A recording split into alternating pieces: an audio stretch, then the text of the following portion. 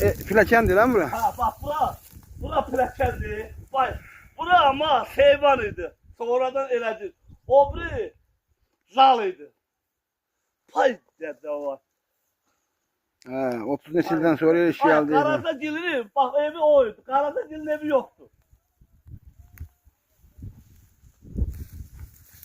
Bak o Karatagil'in evi yoktu. Onu götür.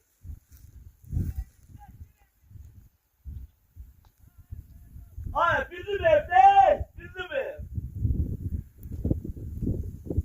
Hayır buna. Ay Umut gör sen geldi çıktım da bura. Bak. Aldın o böyle sağladı.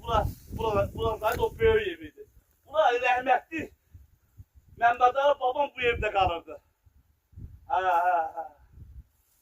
Ay. Özde bunu yandırırlar iyi. Bak çerçeve yanıp. Vay dede vay. Ay. Karatagil'in evi yer de yoktu ya. Karatagil'in evi yer de yoktu. Nerede? Bizim yol buradan gelirdi. Özde bunu yandırırlar. Bak. Bunları yandırırlar. Ha desin yol buradan da. Ha? Buradan gel. Ha bizim yol buradan gelirdi. Arabada de bak o bizim yanındaydı. Salih'in de buralarda da lan. Sağdakinin evi görmürəm. O İngilap evi görsən kalbi.